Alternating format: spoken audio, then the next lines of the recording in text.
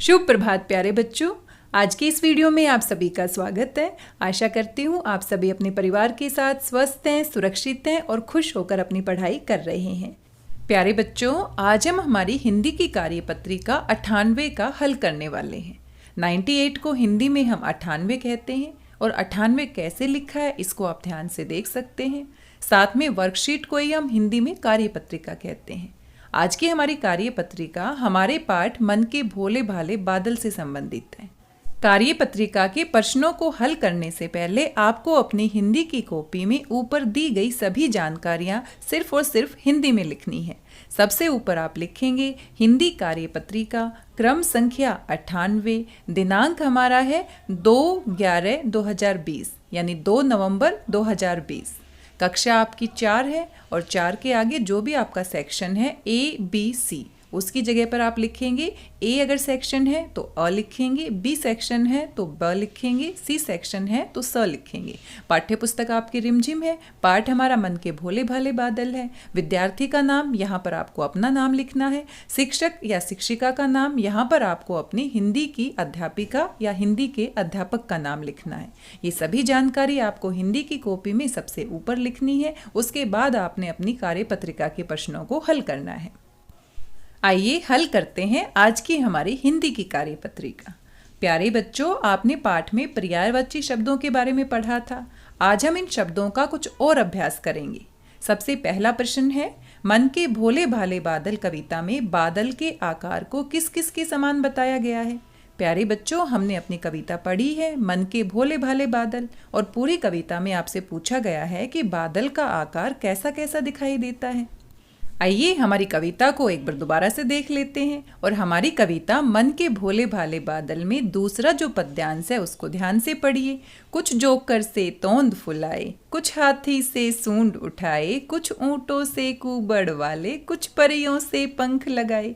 जी हाँ प्यारे बच्चों, आपने देखा कि बादल कैसे आकार के हैं। जोकर की तरह तोंद फुलाए हुए दिख रहे हैं, कभी हाथी की तरह सूंड उठाए हुए दिख रहे हैं, कभी ऊंटों से कुबड़ वाले दिख रहे हैं और कभी परियों के जैसे पंख लगाए हुए दिख रहे हैं। तो किस किस आकार में बादल दिखाई देते हैं? जोकर के आकार में, हाथी के आकार में, ऊंटों के आकार में और परियों के आकार में।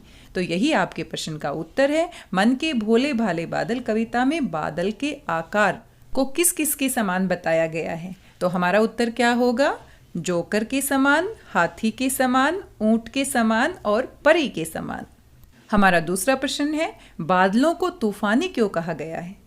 प्यारे बच्चों, कभी कभी बादल इतनी तेज से गरज गरज की आवाज़ करते हैं और फिर इतनी तेज से बारिश लेकर आते हैं, आंधी लेकर आते हैं और तूफान आ जाता है। तो बादलों को तूफानी किस लिए कहा गया है? इस प्रश्न के उत्तर में आप लिखेंगे, जब नमी से युक्त गर्म हवाएं बारिश के साथ तेजी से ऊपर की ओर जाती हैं तब तूफान की स्थिति बन जाती है। इनमें तेज हवाएं चलती है, आकाश में गहरे काले बादल छा जाते हैं, उनके बीच में बिजली की कड़कती हुई आवाज आती है और इससे तूफान पैदा होता है। इसीलिए बादलों को तूफानी कहा गया है, क्योंकि कभी कभी बारिश इतनी तेज से होती है, बीच बीच में बिजली चमकती है और तूफान आ जाता है। तो तूफान लाने वाले कौन है? बादल हैं। इसीलिए बादलों को क्या कहा गया है? तूफानी। हमारा तीसरा प्रश्न है, बादलों से ढोलक बजने की आवाजें कैसे आती होंगी? कभी कभी बारिश बड़े आराम से होती है, रिमझिम रिमझिम होती है और कभी कभी इतनी तेज से बारिश होती है, इतनी तेज से आवाज होती है, ऐसे लगता है जैसे किसी ने ढोलक बजा दिया हो। इसीलिए बादल से ढोलक बजने की आवाजें आती हैं। कभी कभी आपने देखा है, आप घर के अंदर होते हैं और इतनी तेज से बारिश आती है, बूंदों की आवाज इतनी तेज तेज से आती है कि ऐसे लगता है जैसे बहुत तेज से ढोलक बज रहा हो। और बादल आपस में टकराते भी हैं एक दूसरे के साथ। जब बिल्कुल तेजी के साथ टकराते हैं तो तेज की आवाज़ आती है, गरजने की आवाज़ आती है और ऐसा लगता है मानो किसी ने ढोल बजा दिया हो, ढोलक बजा रहा हो कोई। ये कभी कभी बादलों के तेज गरजने से, तेज टकराने से, बहुत तेज बारिश आने से ढोलक की तरह तेज तेज आवाज़ आने लगती है। आइए हमारा अगला प्रश्न देखते हैं। प्रश्न नंबर 4, नीचे दिए गए शब्द समूह में उस शब्द पर गोला बनाइए जो सामने वाले शब्द का पर्यायवाची है। और प्यारे बच्चों, पर्यायवाची शब्द क्या होते हैं? जिन शब्दों को हम अनेक नामों से बुलाते हैं उनको हम पर्यायवाची शब्द कहते हैं। जैसे कि हमने पिछली कार्यपत्रिका में पढ़ा था कि बादल को हम किस किस नाम से बुला सकते हैं। घन भी कहते हैं, मेघ भी कहते हैं, जलधर भी कहते हैं, जलद भी कहते हैं। ये सभी बादल के दूसरे नाम हैं, यानी पर्यायवाची शब्द हैं। तो आपके पास यहाँ पर कुछ शब्द दिए गए हैं और इन शब्द के सामने कुछ और शब्द दिए गए हैं। आपने ढूंढना है कि इसका सही पर्यायवाची शब्द क्या है। क भाग में हमारा शब्द है हवा। हवा को इन 3 शब्दों में जो इनके आगे दिए गए हैं और किस नाम से बुला सकते हैं। क्या जल से बुलाएंगे? नहीं, जल तो पानी होता है। क्या पानी से बुलाएंगे? नहीं, पानी जल होता है। और पवन, जी हाँ, पवन को हम क्या कहते हैं? हवा भी कहते हैं। तो हवा का दूसरा नाम क्या है, यानी पर्यायवाची शब्द क्या है? पवन। पवन के चारों तरफ हम गोला लगाएंगे। दूसरा हमारा शब्द है संसार। जग। क्या जग हम संसार को कहते हैं? ये पानी पीने वाला जग नहीं है, ये जग है जिसका दूसरा नाम क्या है? संसार। तो ये बिल्कुल सही शब्द है। इसी के चारों तरफ हम क्या लगाएंगे? गोला। वृक्ष, वृक्ष तो पेड़ को कहते हैं। और गगन, गगन हम आसमान को कहते हैं। तो सबसे सही शब्द कौन सा है संसार के लिए? जग। जग और संसार दोनों एक के ही नाम है। संसार को ही हम जग कहते हैं, संसार को ही हम संसार कहते हैं, और संसार को हम विश्व भी कहते हैं।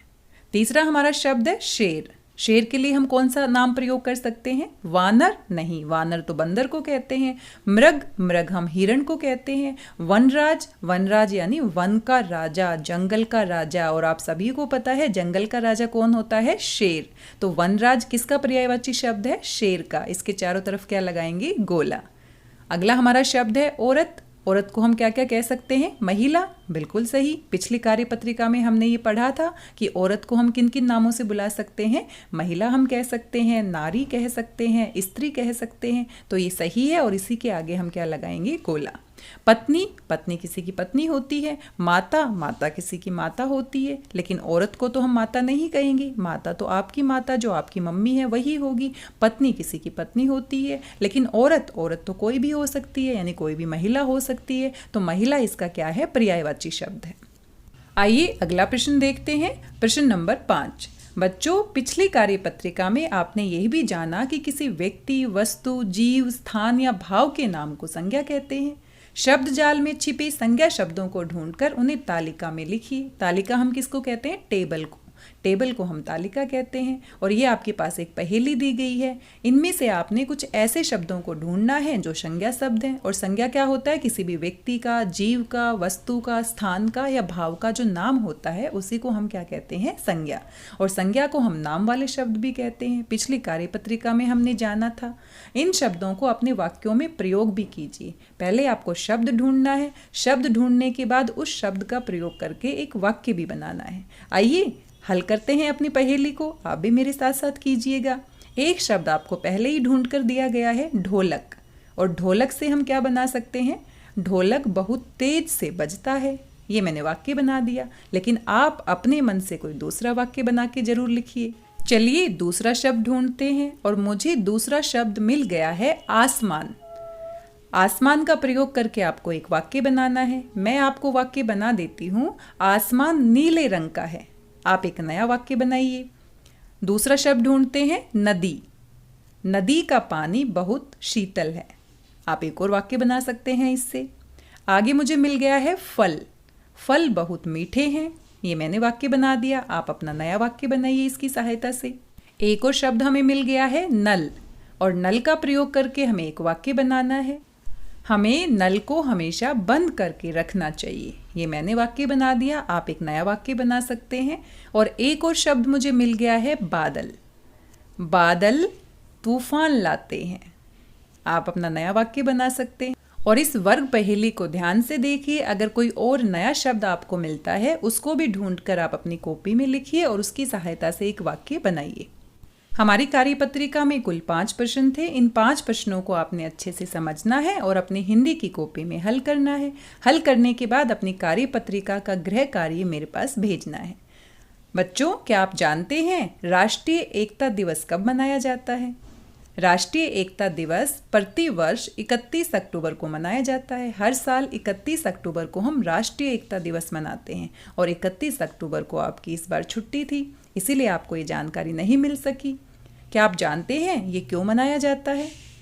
आइए राष्ट्रीय एकता दिवस के बारे में विस्तार से जानते हैं। 31 अक्टूबर सरदार वल्लभ भाई पटेल की जयंती मनाई जाती है। भारत के लौह पुरुष सरदार वल्लभ भाई पटेल जी की जयंती को चिन्हित करने के लिए 2014 से हर साल 31 अक्टूबर को नेशनल यूनिटी दिवस यानी कि राष्ट्रीय एकता दिवस मनाया जाता है। राष्ट्रीय एकता दिवस मनाने की शुरुआत कब से हुई? 2014 से। इस वर्ष स्वतंत्रता सेनानी वल्लभ भाई पटेल की 144वीं जयंती है। सरदार वल्लभ भाई पटेल ने 565 रियासतों का विलय कर भारत को एक राष्ट्र बनाया था। यही कारण है कि वल्लभ भाई पटेल की जयंती के मौके पर राष्ट्रीय एकता दिवस मनाया जाता है। प्यारे बच्चों, राष्ट्रीय एकता दिवस हम इसलिए मनाते हैं ताकि हम एकता के महत्व को समझें। हमारा भारत इतना विशाल देश है, इसमें अलग अलग राज्य हैं, अलग अलग जाति धर्म के लोग रहते हैं, और अगर हम एक होकर नहीं रहेंगे तो अपने राष्ट्र को श्रेष्ठ कैसे बना सकते हैं? हम सभी जानते हैं एकता में कितनी शक्ति है। अगर हम सभी मिलजुल कर रहेंगे, भाईचारे की भावना से रहेंगे, एकता के महत्व को समझेंगे, तभी हम अपने देश को आगे बढ़ा सकते हैं। और जब हमारा देश आज़ाद हुआ तो पूरा का पूरा भारत छोटी छोटी रियासतों में बटा हुआ था। सरदार वल्लभ भाई पटेल ने कुल 565 रियासतों को एक जगह इकट्ठा किया, उनको संगठित किया। इसी कारण उन्होंने इतना बड़ा एकता का कार्य किया, संगठन का कार्य किया। उनकी जयंती को ही हम राष्ट्रीय एकता दिवस के रूप में मनाते हैं और उनकी जयंती पर ये सम्मान हम उनको देते हैं। जिस प्रकार से 14 नवंबर को हम सभी बाल दिवस मनाते हैं, क्योंकि उस दिन पंडित जवाहरलाल नेहरू का जन्म दिवस होता था। उनको बच्चे बहुत पसंद थे, इसी कारण उनके जन्म दिवस को हम बाल दिवस के रूप में मनाते हैं।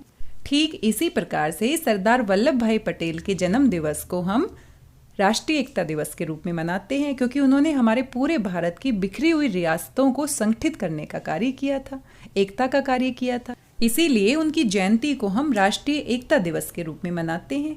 आइए सरदार वल्लभ भाई पटेल जी के विषय में कुछ और महत्वपूर्ण बातें जानते हैं। भारत की आज़ादी के बाद सरदार वल्लभ भाई पटेल पहले उप प्रधानमंत्री रह चुके हैं और गृह मंत्री भी बने थे। सरदार वल्लभ भाई पटेल का जन्म 31 अक्टूबर 1875 को गुजरात के नाडियाद में हुआ था। सरदार पटेल जी का निधन 15 दिसंबर 1950 को मुंबई, महाराष्ट्र में हुआ था। साल 1991 में सरदार पटेल को मरणोपरांत भारत रत्न से सम्मानित किया गया था, और भारत रत्न भारत के नागरिकों को दिया जाने वाला सबसे बड़ा सम्मान माना जाता है। गुजरात में लौह पुरुष सरदार वल्लभ भाई पटेल की मूर्ति भी बनाई गई है, और ये मूर्ति पूरे विश्व में सबसे ऊंची मूर्ति मानी जाती है, स्टैचू ऑफ यूनिटी। इसकी लंबाई 182 मीटर है। ये 6.5 तीव्रता के भूकंप को सह सकता है। इसकी लागत लगभग 3000 करोड़ रुपए है। इसमें 85% तांबा इस्तेमाल किया गया है और लोहा मिलाया गया है। बाहर का नज़ारा देखने के लिए 2 लिफ्ट लगी हैं।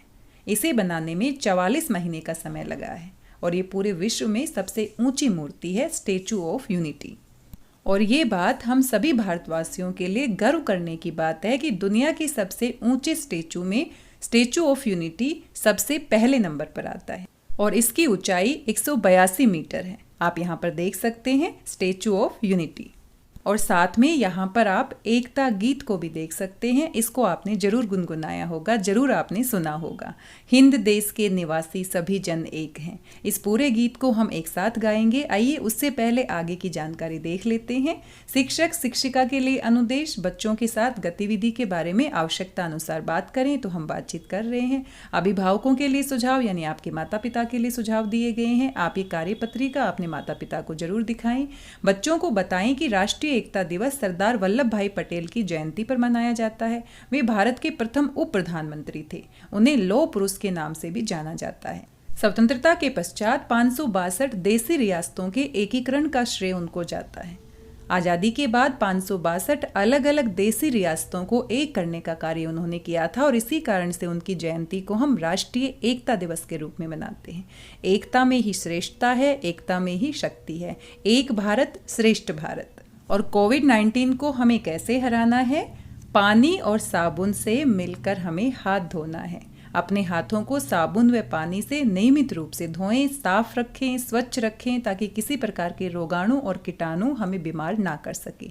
कोविड-19 महामारी से बचने का यही एक इलाज है। अपने आप को स्वच्छ रखें, अपने हाथों को स्वच्छ रखें, 2 मीटर की दूरी पर रहें, मुंह पर मास्क लगाएं और सभी नियमों का पालन करें। प्यारे बच्चों, आइए मिलकर इस गीत को गुनगुनाते हैं। आप भी हमारे साथ गाइएगा, गुनगुनाइएगा, अपने दोस्तों के साथ अपने घर पर इस गीत को गुनगुनाइएगा। जब भी हम इस गाने को गाते हैं, एक नई शक्ति और एक नई ऊर्जा हमारे मन में भर जाती है। हमें एकता का एहसास होता है, क्योंकि एक भारत श्रेष्ठ भारत। हिंद देश के निवासी सभी जन एक हैं, रंग रूप वेश भाषा चाहे अनेक है। हिंद देश के निवासी सभी जन एक है, रंग रूप वेश भाषा चाहे अनेक है। बेला गुलाब जूही चंपा चमेली, बेला गुलाब जूही चंपा चमेली। प्यारे प्यारे फूल गूथे माला में एक है, प्यारे प्यारे फूल गूथे माला में एक है। हिंद देश के निवासी सभी जन एक है, रंग रूप वेश भाषा चाहे अनेक है। प्यारे बच्चों, आप भी इस गीत को गुनगुनाइएगा और आनंद उठाइएगा। मेरे सुर थोड़े से हिले हुए हैं, ज़्यादा सुरीली आवाज़ नहीं है, लेकिन मैंने कोशिश की और आप भी इसको गुनगुनाइएगा और भारत की एकता, भारत की अखंडता, उसको हमेशा बनाए रखिए। राष्ट्रीय एकता दिवस इसीलिए हम मनाते हैं, ताकि हम संगठित रहें, हम एक रहें और हम हमेशा आगे बढ़ते रहें। एक भारत श्रेष्ठ भारत। प्यारे बच्चों, आज के इस वीडियो में बस इतना ही। आशा करती हूँ आपको प्रश्न समझ में आए होंगे, आप सभी प्रश्नों को हल कर पाएंगे और साथ में हमारा राष्ट्रीय एकता गीत जरूर गुनगुनाइएगा, इसका आनंद उठाइएगा। हाथ धोना ना भूले, कोविड-19 को हराना है, साबुन और पानी से अच्छे से हाथ धोना है। जय हिंद, जय भारत, एक भारत श्रेष्ठ भारत। धन्यवाद, बहुत बहुत धन्यवाद।